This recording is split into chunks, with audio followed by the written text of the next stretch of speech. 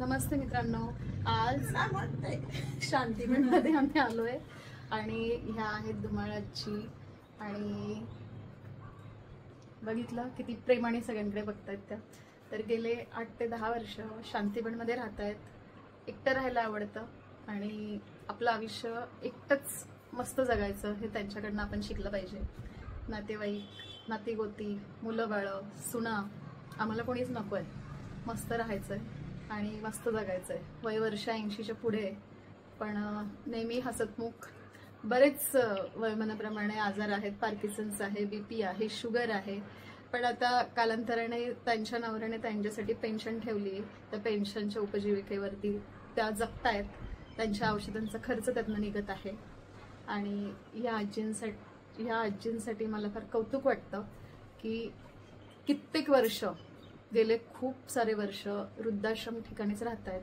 आणि आपल्यालाही वाटतं ना कधीतरी फिरायला जावं, इकडे जावं तिकडे जावं. पण आता शेवटी त्यांचं वय तेवढं आहे आणि कित्येक वर्ष एका जागी बसून 2 टाइम अन्न मिळतंय, मस्त राहायचं. काही कोणाला आपल्यामुळे त्रास नको, कोणाच्या आयुष्यात, कोणाच्या संसारात ढवळाढवळ नको, असं त्यांचं पर्सनली हेतू आहे. आणि खरोखरच मला त्यांचं म्हणणं पटतं.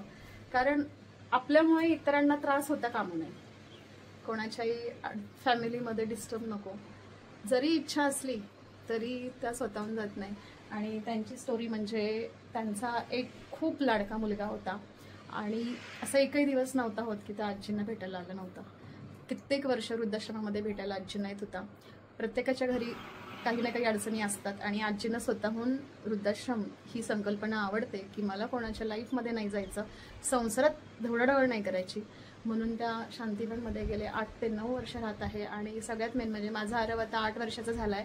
आरवला लहानपणी आजी माझ्यासोबतच राहिल्या होत्या, कारण मी सुद्धा सगळ्या आजी आजोबांसोबत एकत्र राहत होते. एक रूम मला ठेवली होती.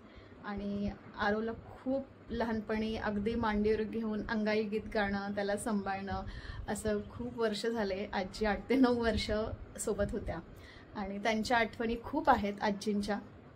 आत्ताही आहे, याच्या आधीच्या पण आहेत.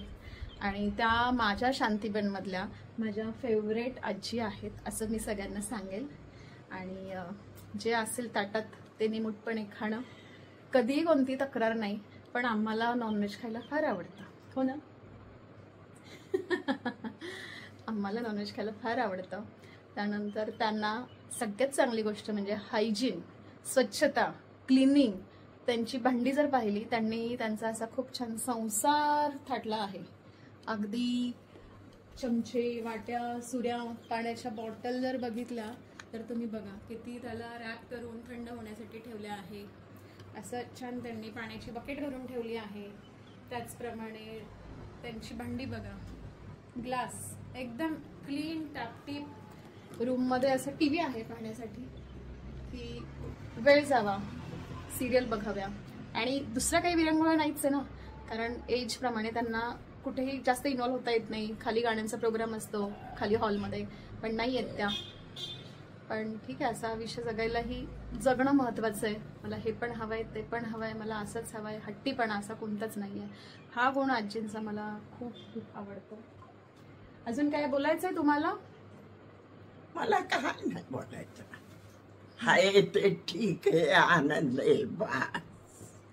करेक्ट आहे, त्यात समाधान मानलं तर आयुष्य नक्कीच सुखमय होतं असं मलाही वाटतंय. आणि राहिलेले काही दिवस आनंदाने घालवणं असं त्यांचं म्हणणं आहे. तर नक्कीच कधी वेळ असेल तर शांतीबनला भेट द्या. आणि सगळ्यात मेन म्हणजे आमच्या ह्या लाडक्या आजींना सुद्धा भेटा. खूप गोड, खूप छान अशा त्या आहेत.